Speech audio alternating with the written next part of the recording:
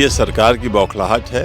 272 पूर्व जज एक साथ किसी पत्र पर हस्ताक्षर करें, यह असंभव है। तो चुनाव आयोग तो केचुआ बन गया है। आप बताइए, चुनाव पीरियड में 10-10 हजार रुपए 1 करोड़ 21 लाख महिलाओं के खाते में बिहार में भेजा गया। 11 तारीख को चुनाव पड़ा था, उससे पहले एक दिन डाला गया। उत्तर प्रदेश के महिला क्या अपराध की थी? इनके जो खाते में क्यों नहीं 10-10 हजार रुपया भेजती सरकार? राहुल गांधी जी को नहीं फंसा पाएंगे। लोकतंत्र को डैमेज करने के लिए, लोकतंत्र को कमजोर करने का ये षड्यंत्र है। खुला पत्र दे दिए तो उस पे बहुत बड़ा प्रोपगंडा। उन जजों को संज्ञान लेना चाहिए, आत्मचिंतन करना चाहिए, मंथन करना चाहिए कि सही क्या है। अगर ये चोरी नहीं कर रहे हैं तो ईवीएम का बहिष्कार क्यों नहीं कर रहे हैं? हर कहता है कि सबके साथ न्याय करिए। अगर प्रधानमंत्री जी में इतना मानवता होता, इंसानियत होती, तो पूरे देश के महिलाओं को खाते में 10-10 हजार रुपया डालते, हम स्वागत करते।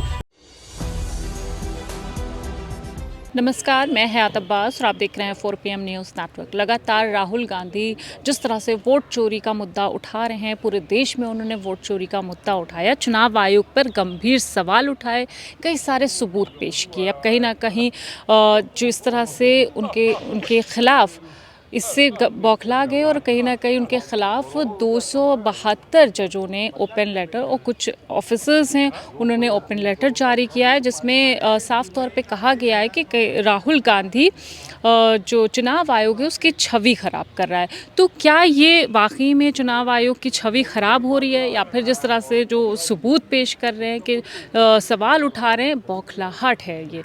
सर, कैसे देख रहे हैं आप इस ओपन लेटर को? देखिए, ये सरकार की बौखलाहट है। 272 पूर्व जज एक साथ किसी पत्र पर हस्ताक्षर करें, यह असंभव है और उनसे करवाया गया है।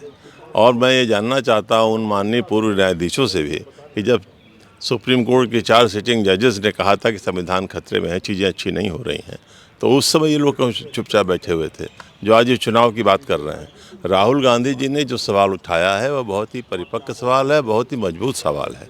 उन्होंने कहा है जिन प्रश्नों का उत्तर मांगा है चुनाव आयोग ने, उसमें से किसी एक प्रश्न का उत्तर नहीं दिया है। और जब तक वो उत्तर नहीं देते हैं तब तक जनता ये समझती रहेगी कि कहीं न कहीं धांधली है। हम आखिर दम तक लड़ते रहेंगे, अपनी बात को कहते रहेंगे, समय समय पर और भी चीज़ें उजागर की जाएंगी राहुल जी के द्वारा, और उसका जवाब चुनाव आयोग को देना ही पड़ेगा, आज नहीं तो कल, और इसको हम छोड़ने वाले नहीं हैं। सर, ये जो जजों का लेटर है और जिसमें ऑफिसर्स भी शामिल हैं, आपको क्या लगता है कि सरकार, क्या जो मौजूदा सरकार है उसको घबरा रही है कि बार बार राहुल गांधी वोट चोरी की बात उठा रहे हैं? ये जजों का और सरकारी अधिकारियों का लेटर नहीं है, ये संघीय और भाजपाई षड्यंत्र है। क्योंकि तमाम लोग यथास्थितिवादी होते हैं, और ख़ास करके वो लोग जो अच्छे अच्छे पदों पर रहे हैं और 2 लाख 2.5 लाख रुपए सैलरी पाते हैं, कंफर्टेबल लाइफ जी रहे हैं, तो वो इस तानाशाही सरकार के पक्ष में हैं। आदरणीय राहुल गांधी जो मुद्दा उठा रहे हैं वो 140 करोड़ लोगों के अधिकार का मुद्दा उठा रहे हैं। क्योंकि लोकतंत्र में निष्पक्ष चुनाव ही लोकतंत्र बचे रहने की गारंटी होता है। चूँकि उस गारंटी पर सवाल खड़ा कर दिया है। चुनाव आयोग एक पार्टी के रूप में काम कर रहा है, भारतीय जनता पार्टी के एजेंट के रूप में काम कर रहा है, और भारत को रूस और चीन के तरीके से लोकतंत्र में परिवर्तित करना चाहता है। उसी घबराहट में, उसी दबाव में, जन दबाव में, क्योंकि आदरणीय राहुल गांधी जी एक बहुत बड़ी रैली करने जा रहे हैं पूरे देश के लोगों को बुला करके, ये दिखाने के लिए कि चुनाव आयोग किस प्रकार इस लोकतंत्र को लूट रहा या डकैती कर रहा है। उससे भारतीय जनता पार्टी ने बौखलाहट में जो उनके संघीय संगठन हैं, जिसको सबसे बड़ा खतरा है, उन लोगों ने ये प्लांट किया है। और बहुत सही बात है कि कहाँ 140 या 240 अधिकारी जज एक साथ बैठे, कहाँ इस प्रकार की मीटिंग हुई, कहाँ दस्तखत हुआ।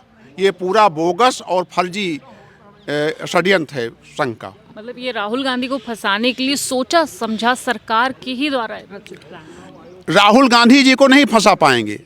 लोकतंत्र को डैमेज करने के लिए, लोकतंत्र को कमजोर करने का ये षड्यंत्र है। जजों ने जो ओपन लेटर दिया है राहुल गांधी के खिलाफ, उसमें आरोप लगाया राहुल गांधी पे कि वो ईसी की छवि खराब कर रहे हैं। आप कैसे देख रहे हैं? रिटायर्ड जजों से मैं कहना चाहूँगा कि निठारी हत्याकांड में 20 साल पंढेर और कोली को जो है सांसत में डाला गया, यहाँ तक कि फांसी की सज़ा भी निचली अदालतों से हुई और उसके बाद जो है हाई कोर्ट गए, फिर सुप्रीम कोर्ट ने ही उन्हें बाइज्जत बरी कर रहा है, निर्दोष साबित कर रहा है। तो दोषी कौन था, उसको क्यों नहीं सज़ा मिल रही है? और जिन लोगों ने सुरेंद्र कोहली और पंढेर को जो है फंसाया, तो जो फंसाने वाले थे उनके ऊपर कब सजा दिलवाएंगे? उन जजों से कहिए कि पहले उनको सजा दिलवाएं कि किसी को 20 साल सांसद में आप रखे, उनका जीवन बर्बाद किए, उनका परिवार बर्बाद हुआ, तो इसका भी तो जिम्मेदारी लेना चाहिए। केवल राहुल गांधी पर एक खुला पत्र दे दिए तो उस पर बहुत बड़ा प्रोपगंडा। उन जजों को संज्ञान लेना चाहिए, आत्मचिंतन करना चाहिए, मंथन करना चाहिए कि सही क्या है। अगर 20 साल कोई जो है जेल में रहे और उसके बाद उसको सुप्रीम कोर्ट निर्दोष साबित कर रहा है, तो जो दोषी है, जिन लोगों ने फंसाया है, उनके ऊपर क्यों नहीं कठोर कार्रवाई करता? केवल राहुल गांधी जी एक मिले हैं कि उनके ऊपर कह रहे हैं कि उन्होंने सुप्रीम कोर्ट और ईसी का यानी इलेक्शन कमीशन का, वो कह रहे हैं वोट चोरी के आरोप नहीं लगाने चाहिए इस तरह। किस चीज का लगाना चाहिए? जो हमें दिखाई दे रहा वही तो आदमी बोलेगा। वोट चोरी का नहीं लगा रहे हैं मान लीजिए, तो चुनाव आयोग तो केचुआ बन गया है। आप बताइए, चुनाव पीरियड में 10-10 हजार रुपए 1,21,00,000 महिलाओं के खाते में बिहार में भेजा गया। 11 तारीख को चुनाव पड़ा था, उससे पहले एक दिन डाला गया। उत्तर प्रदेश के महिला क्या अपराध की थी? इनके जो खाते में क्यों नहीं 10-10 हजार रुपया भेजती सरकार? क्यों नहीं भेजती? भेजना चाहिए। पूरे देश के महिलाओं के खाते में 10-10 हजार भेजना चाहिए। खाली चुनाव आएगा तो चुनाव से 4 दिन पहले जो है आप 10-10 हजार रुपया 1,21,00,000 महिलाओं के खाते में डालेंगे। न्याय कहता है, संविधान कहता है कि सबके साथ न्याय करिए। अगर प्रधानमंत्री जी में इतना मानवता होता, इंसानियत होती, तो पूरे देश के महिलाओं को खाते में 10-10 हजार रुपया डालते, हम स्वागत करते। लेकिन बिहार के चुनाव के समय केवल आप 10-10 हजार रुपया डाल रहे हैं और चुनाव आयोग निष्क्रिय है, मरा हुआ है। क्यों नहीं रोक लगाया? चुनाव आयोग कह रहे हैं, वो जज कह रहे हैं कि चुनाव आयोग की इस तरह से छवि नहीं खराब है। छवि कोई नहीं खराब करता किसी का। छवि तो केवल मोदी जी की बनाई जा रही। हर रेलवे स्टेशन पर, हर पेट्रोल पंप पे केवल छवि बनाई जा रही है। पता नहीं कितने हजार करोड़ केवल छवि बनाने में लगा रहे हैं।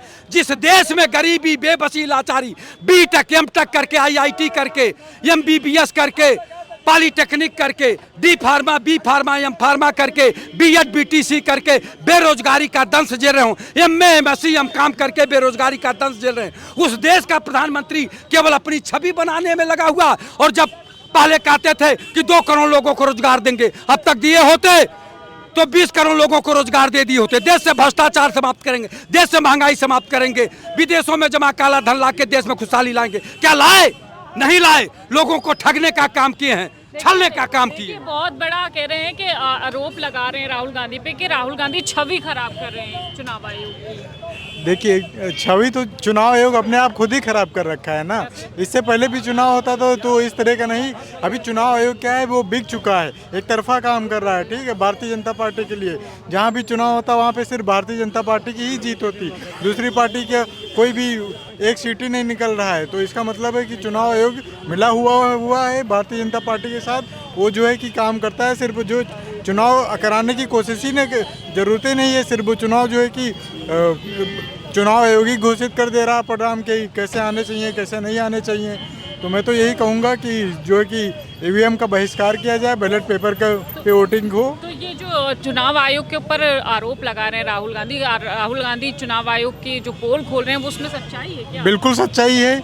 सच्चाई न होती तो फिर उसके लिए क्यों काम किया जाता है? अगर सच्चाई न होती तो इस तरह से एक तरफा सीटें आज तक नहीं है किसी भी स्टेट में। तो ऐसे चोरी हो रहा है क्या? बिल्कुल हो रहा है, बिल्कुल हो रही है। वोट चोरी हो रहा है, लोकतंत्र की हत्या की जा रही है।